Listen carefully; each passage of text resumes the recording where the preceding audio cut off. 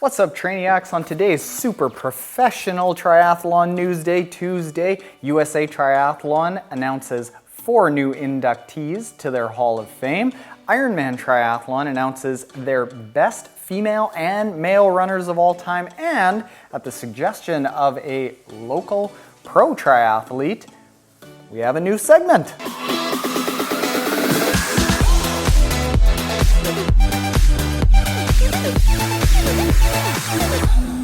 What's up, triathletes? Welcome to this week's Triathlon News Day Tuesday, where in super professional ways, we go over all of the great things going on in the triathlon world from the previous week. As always, make sure you stick around to the end where we share everyone's favorite part of Triathlon News Day Tuesday, a story from the Trainiac community. And this week, as promised, we're going to do a new segment suggested by a pro that we just interviewed on the podcast. Now, getting right into it, USA Triathlon has announced 4 new members of the USAT Hall of Fame. Now, to start off, they surprised triathlete pro Hunter Kemper by making him announce himself as an inductee into the Hall of Fame. And the most decorated U.S. male triathlete in ITU history, Hunter Kemper. Wait, what?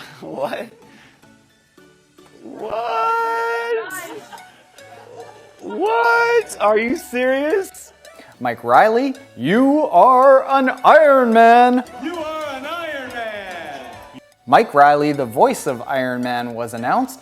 Donna Smyers was also announced, as was James Ward, who are both awesome age group triathletes. In Ironman news, Perth in Western Australia and Taupo in New Zealand were both announced as the finalists for the 2020 Half Ironman World Championships, which has to make its way to that side of the world by 2020. And in their 40 years of Ironman triathlon surveys that they've been putting out over the course of 2018, Craig Crowley-Alexander and Marinda Rinnie-Carfrae were voted in as the best male and female runners of all time by Ironman fans. Now, I personally believe that Gwen Jorgensen might have something to say about that, Patrick Lange might have something to say about that, Mark Allen might have something to say about that. I'm interested with what you have to say, so let me know in the comments below who you think is the best female and male runner in triathlon history. On ITU racing, ITU Antwerp was held in Belgium. It is a sprint distance race, and the women's race was won by Summer Cook. The men's race was won by Jellygeens. Awesome names. And I want to give a special shout out to my boy Tyler Mislawchuk, who literally grew up like 20 minutes that way, and I have announced and presented an award here locally and been following his career since day one. The boy turned up to play, getting 3rd place on the podium and an awesome sprint finish that entertained the crowd for miles. Like I say, super professional. Now, the insanely competitive Challenge Heilbronn happened on the weekend with Sebastian Kienle taking the win, followed in behind by Andy Borscherer, Sven Rieder, and Jesse Thomas, who ran a career best 1:08.18 on a slightly short half marathon course, but he did the math, still works out to his PR in the half marathon distance, which still at like a 1:10 half marathon was not enough to run his way onto the podium. So congratulations to Sebastian and Jesse for that awesome performance. And congratulations to Daniela Samler, who won the women's side of that race with Yvonne van Vlerken in behind. It's a good names kind of day. In Ironman racing, Ironman 70.3 Luxembourg happened with Manuel Kung and Lisa Hoftler winning. God, these names are tough this week. And 70.3 Denmark, the European Half Ironman Championships happened with Rudy von Berg winning on the men's side in just 30 seconds over Adam Bowden. The women's race was won by Mel Hothchild, who coincidentally we just interviewed on the podcast like days before. We are a good luck charm. You are welcome, Mel. I will take 60% of the credit. Now, on to everyone's favorite part of Triathlon News Day Tuesday. That is an excellent story from the Trainiac community. And today, Ashley says, Taren, I love News Day Tuesday and hearing about people's triathlon journeys. I wanted to add my story to the conversation to highlight the positive impact of triathlon on someone living with a mental illness. Since high school, I've been into fitness. Being active always enriched my life, but unfortunately through my 20s, I didn't always prioritize self-care. In the summer of 2016, my loved ones started to notice changes in my behavior. I was sleeping only 3 hours a night and having really bad panic attacks.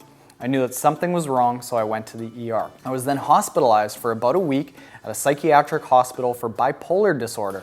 I work in the mental health field and never expected something like this to happen to me. After the hospitalization, I spent 6 weeks in an outpatient program where you go to group therapy 4 times a week for 4 hours a day. But my mornings were free, so I turned back to my love of fitness and I started swimming, biking, and running. It gave me routine, and the ability to achieve goals in my physical health really helped build my confidence during this scary and hard time with my mental health. I thought, why not triathlon? I loved running races, so it seemed like the next reasonable step, and I signed up for a sprint and an Olympic. I found you online and binge-watched your videos, and also joined the Cleveland Triathlon Club and started with a coach and dietitian. And now my husband is in the sport too. I learned triathlon can benefit your life in many ways. The routine of training helps keep your life structured and makes you committed to something you do for yourself.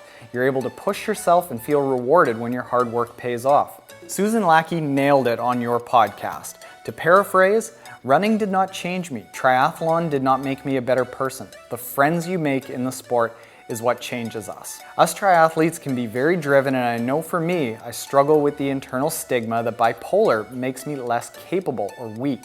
You are not weak at all, and asking for help is one of the greatest shows of strength you can make. Therapy and medication can be helpful, but it's most successful when coupled with other support strategies such as being active, proper nutrition, quality sleep, stress management, and healthy relationships. That all sounds like stuff you can get from a triathlon, hey? If you ever need someone to talk to, call the National Suicide Prevention Hotline at 1-800-273-8255.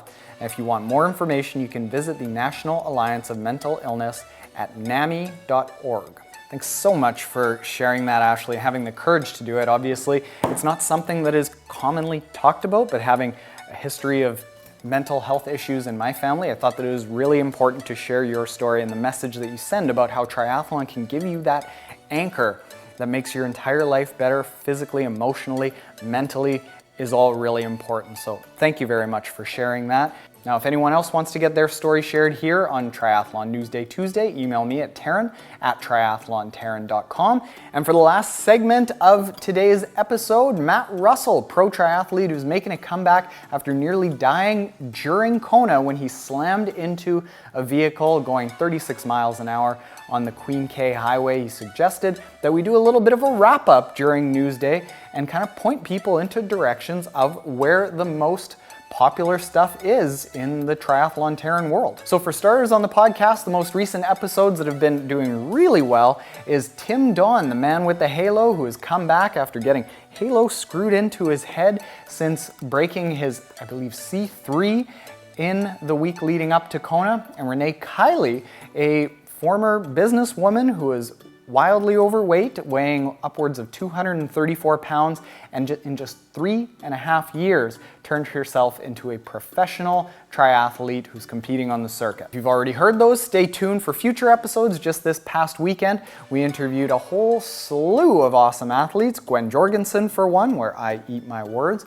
from a previous video, if you've been around for a while, Matt Russell, as I mentioned, and Mel Hothchild, who is out there kicking ass. And finally, currently the most popular video that we have out there right now is yours truly doing a podium-worthy performance, an Olympic triathlon that happened last weekend, which we will be able to find right there. And if that's not your cup of tea and you're looking for more talented athletes, we got a whole playlist of Lionel Sanders right there. If you aren't already subscribed, hit that subscribe button below. And if you are subscribed and you dug this week and other Triathlon Newsday Tuesdays, hit the like button below. Later, Trainiacs.